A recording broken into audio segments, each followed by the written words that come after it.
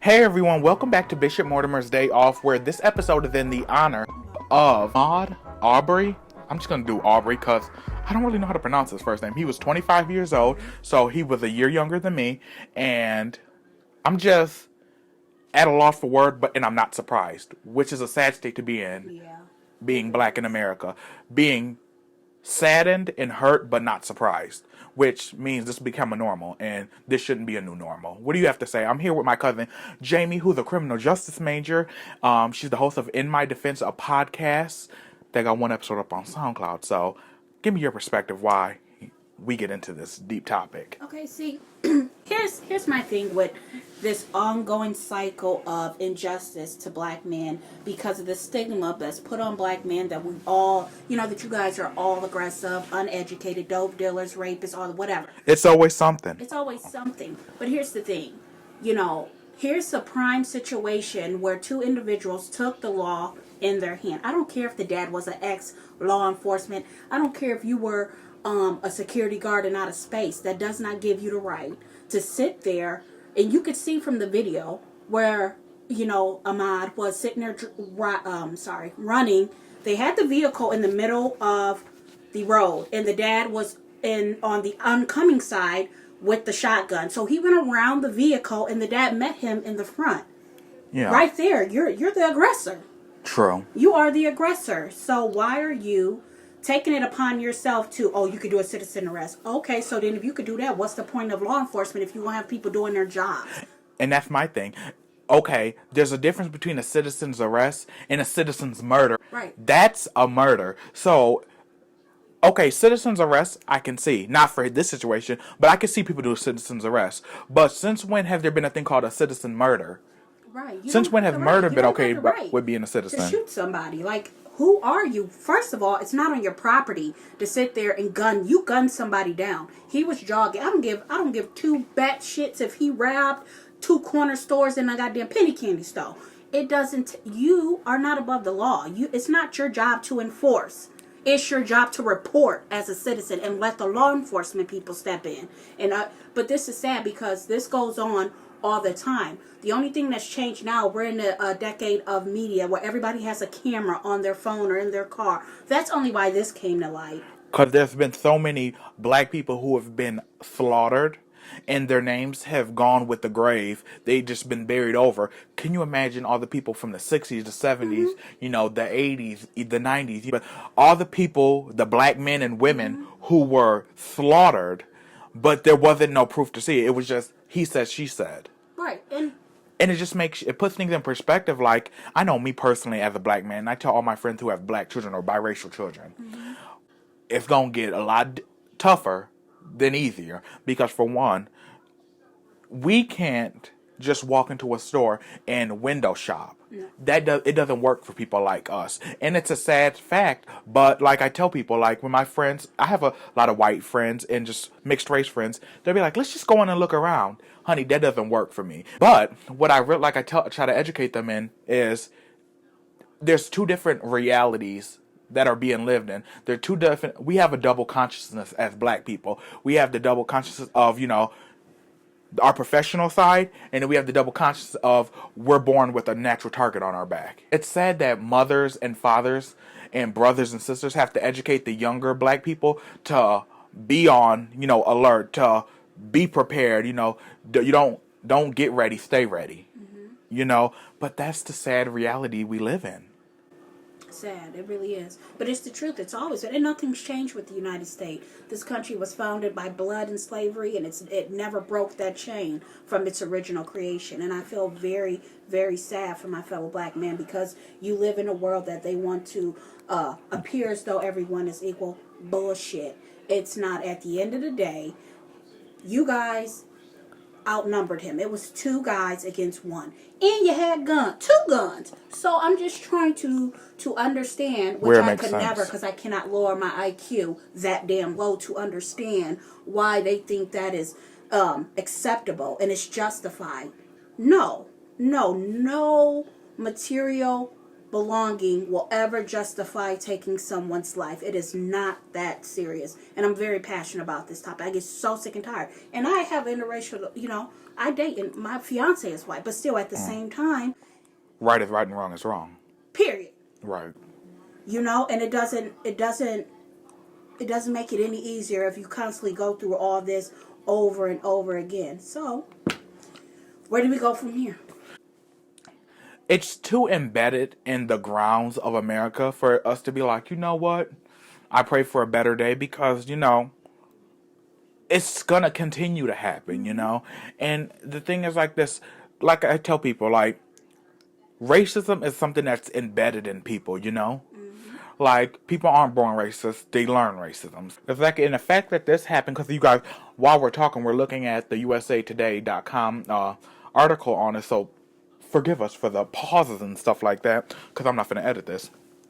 So on February 23rd, he was killed, and the thing that floors me is, so these niggas been free, these guys been free since February 23rd, and a lot of us, people in Georgia probably know about it, because, things spread around town faster than the rest of the worldwide news. However, if it wasn't for these videos getting leaked or put out, or however they got out,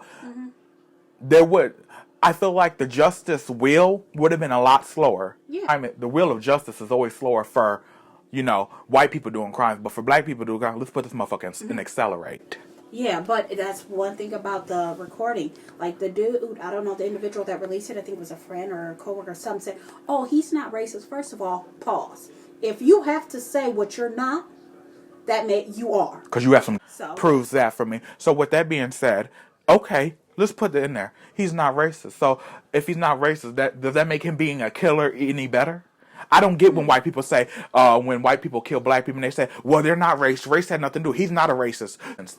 But look, you're not saying he's not a killer, but you're saying he's not a racist. So which is worse? They're both heinous and disgusting. And how is this justified? Because it was a long, a series of break-ins, and the suspect, he suspected. He didn't say he saw. He didn't say he confirmed. He didn't say he known beyond a reasonable doubt. It's suspicion, and that's up to him to do the burden of proof to make sure that it's presented that he knows beyond a reasonable doubt that this individual committed these crimes. Therefore, he's guilty by charge just on that alone. Exactly, because nigga, this ain't no motherfucking neighborhood watch. You ain't fucking Captain Planet. What you doing patrolling the fucking neighborhoods? Please open the economy so these people can take their ass back to work. Exactly, because you motherfuckers playing like it's neighborhood watch and shit like that. And but ain't watching your kids. You motherfuckers is playing neighborhood watch, and it's like, that looked like something out of, like this in the 40s when the Ku Klux Klan members would be in the back of a truck chasing down black people to hang them. Like, and we saw a glimpse of the past. But in present day, which is even worse, because like people always want to say racism doesn't exist. Yes. Racism doesn't exist to people who refuse to see it. Racism doesn't exist to people who it doesn't affect. It never exists to people if it doesn't affect you. But until it hits your own backyard, then it's another situation. It's kind of like when people have a family that die of cancer, heart disease, or whatever. Everybody always will see on the news somebody passing away of some type of disease. Oh, that's sad.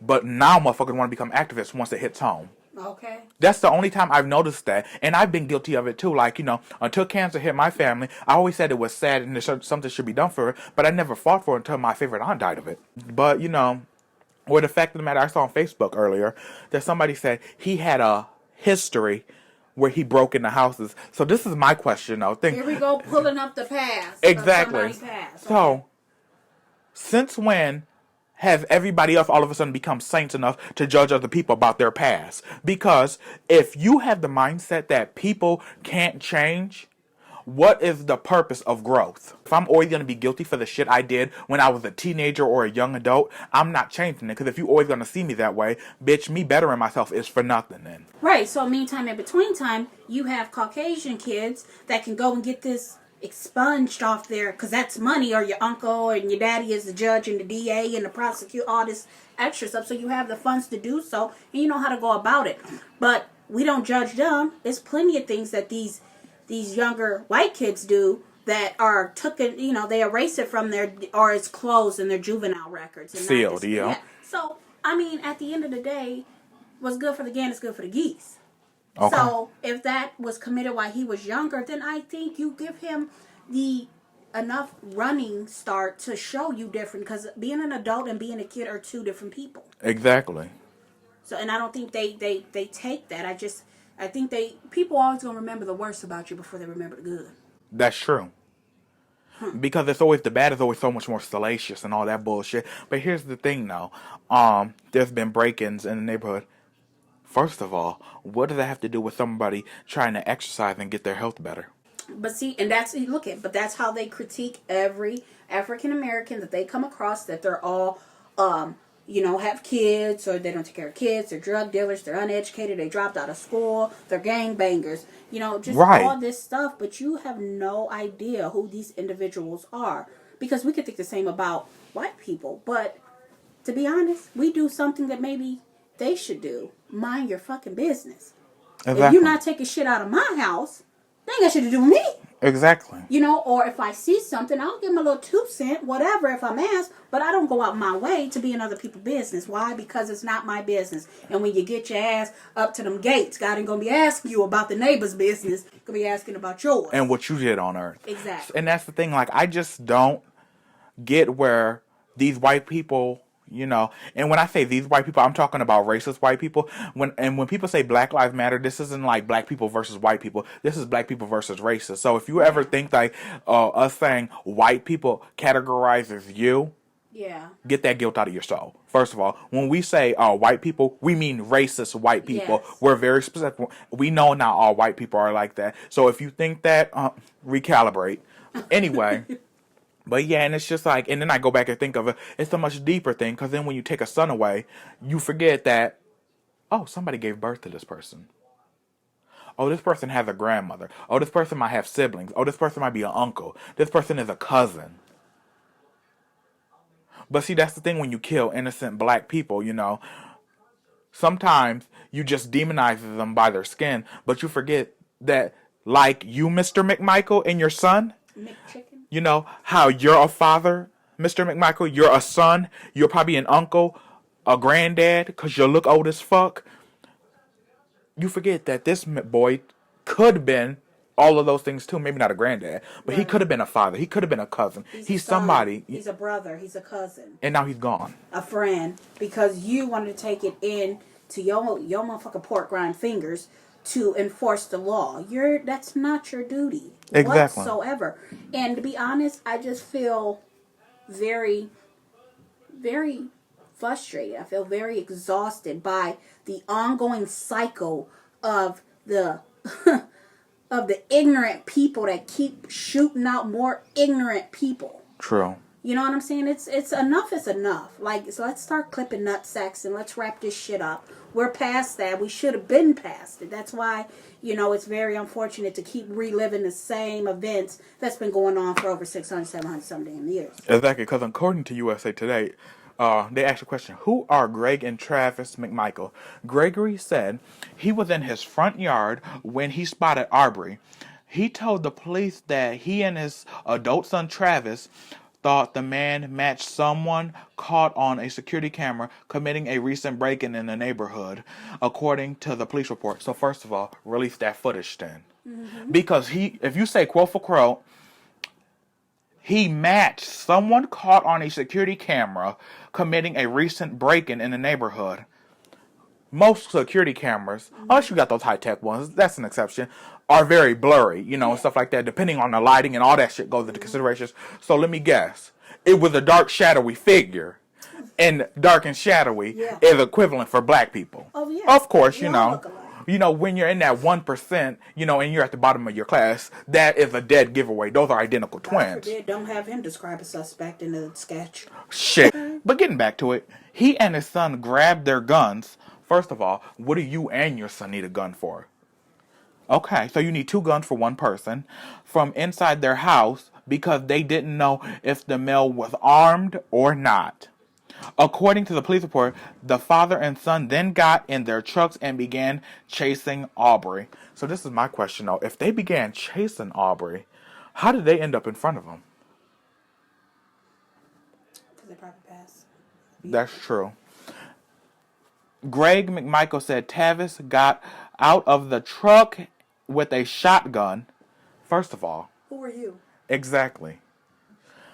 and Arbery began to violently attack him. Well, first of all, attack and defend himself are different things. If you have a deadly weapon, right, I'm going to defend myself, and sir. you were on the opposite side of the street upon him engaging or making contact with your vehicle, which was on the opposite side of the street in which you were on with the shotgun. He goes around, you engage with him in front of your vehicle. So therefore, you are the aggressor.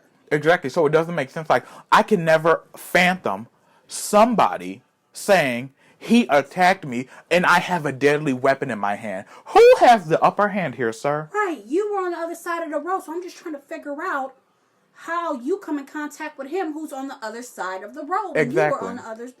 And the problem is with that is, honey, bullets have no eyes, but the owners do, who are pulling the trigger. So with that being said, he began to violently attack him, and the two men then started fighting over the shotgun.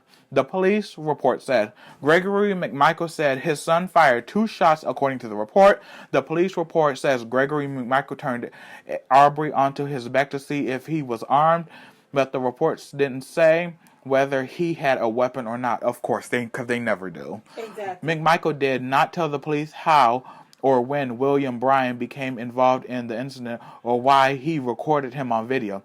Bryan is listed as a reported as a witness. Gregory McMichael had recently retired as an investigator of the Brunswick District Attorney's Office, according to the memo. He also had worked in the office in the... Oh, I thought it said Glenn. I thought it said Jim. I said, this nigga ain't never been in no motherfucking Okay, because jail. I wish he had that type of perseverance when it came to him working out. Okay. A phone number listed for Gregory McMichael was disconnected on Wednesday. USA Today told... could not find his phone number for Travis McMichael either to get further questioning. Come on, where's these bounty hunters at? Don't y'all want? Come on, let's step into the spotlight, because you went out of your way to enforce a law in which you had no grounds to even be approaching somebody, because you're lucky you approach him, because if it had been a wrong black person, that shit could have ended real wrong. Exactly. And that's the thing, like this, I don't believe for an eye, but the thing is, like, if black people were chasing down a white person, those black people would have been thrown underneath the jail cell.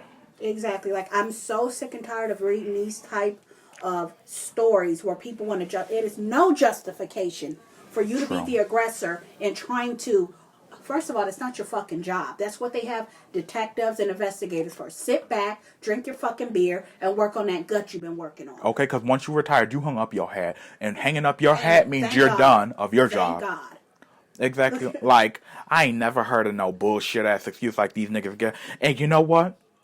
The guy who recorded is very suspicious to me. Because I look at people who record some shit sometimes as... laughing after the fact. Not just that. I figure it's kind of like people who record... when teenagers get into fights. Okay, you're recording this, but you ain't stopping it either. So technically, you're guilty by association. Exactly, because here's the thing. Well, I wasn't with them. Well, you failed to report it, so therefore you're guilty by just being there and not reporting it. Exactly. Now I kind of want to look up the guy who's recording it, because they gave his name. Talk about, I know these individuals. They're not racist. First of all. Boy, fuck your opinion, first of all. Okay. And secondly, yeah, they are. Just because you went out of your way to say that. Exactly. Like, let me look. Okay, let's see what's saying.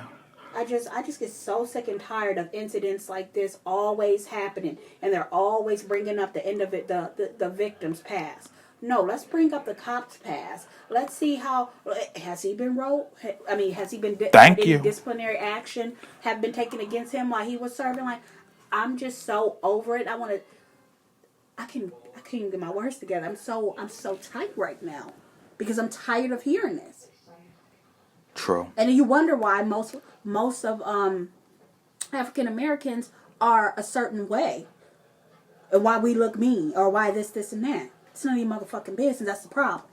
Exactly, and it's just like, I don't know, the guy who's recording, like, I don't know, like, there's something about the guy who's recording it, like, that guy doesn't sit right with me. It's kind of like that guy was around him, and the guys who shot him were like, record this just in case, Like, premeditated, kind of, like... So now, I hope you go down for capital punishment, because you ran in the house to go get guns. Now that's deadly force.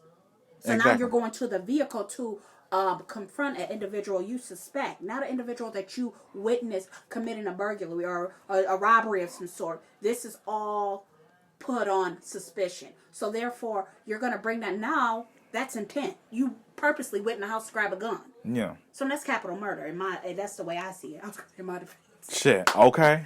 Just like a never-ending problem that I'm so sick of, and it's like, I'm so tired of people saying somebody got to be made an example. Because, honey, you make people examples, and then somebody still comes around, and a couple more black people are being killed. So it's like kind of like a line has to be drawn in the sand at this point. Like, I'm tired of people saying make people examples. Honey, you make people examples, and two more bodies come up. So it's like, don't justify somebody's shortcoming or a lack thereof, because at the end of the day, a spade is a spade. Oh, true. You know what I'm saying? So own your shit. It's all I'm saying. If that's what you guys were bored. That's all it was. You didn't have nothing to do. So please, at this point in the game, open up the economy, because people are really getting bored around here. And white people with guns is not a good thing with downtime. Honey, white people with guns and too much time on their hand is a lethal combination. Yeah, you get bored. So, and we are not gonna be the hunted if that's what you think. Exactly. So with that being said, I want to bring together the episode together with one of my favorite authors. It's Toni Morrison, Powerful Quotes on Racism. Toni Morrison says the following on racism. What are you without racism? Are you any good? Are you still strong? Are you still smart? Do you like yourself? I mean, these are the questions. Part of it is, yes, I'm the victim. How terrible it's been for black people. But I'm not the victim. I refuse to be one. If you can only be tall because somebody else is on their knees, you have a serious problem. And my feeling is that white people have a very, very serious problem, and they should start thinking about what they can do about it and take me out of it. Yeah. So that was the late, great Toni Morrison, the Nobel Peace Prize, I think, winning author. And it don't get no simpler than that. Racism isn't a thing black people need to fix. Racism started with white people. Y'all problem, y'all fucking fix it. But the thing is, they're not trying to fix it. All they're trying to do is smother the fact that a lot of them still have that same hatred, which originated from themselves. Because I will hate myself too if I never contribute to a country in which I swear I founded, but all you did was really steal and murder people to get. But at the end of the day, that's your story to tell, not mine, honey. But make sure the facts are present. Exactly. And for the white listeners, I want to ask you to do this. Put the shoe on the other foot and see if it's two black men that gunned down a white person. How would you feel? So comment if you want to have a discussion with us. We'd love to hear your feedback. That's true. If you're a white mother, better yet answer that question. Yeah. Your son gets gunned down. What is your next move? Question of the day. So, with that being said, I want to thank you guys for listening to this episode of Bishop Mortimer's Day Off. Yeah, and just so you guys know, we do tackle serious topics. So if you have any questions, concerns, want to debate it in the comments, I don't know how you can debate right is right and wrong is wrong, murder is murder, and racism is racism. However, motherfuckers still be having these strange opinions out there. So, leave a comment, comment, and subscribe. And I will see you guys next time for another day and another moment on Bishop Mortimer's Day Off. Bye, you guys, and be safe out there, black people.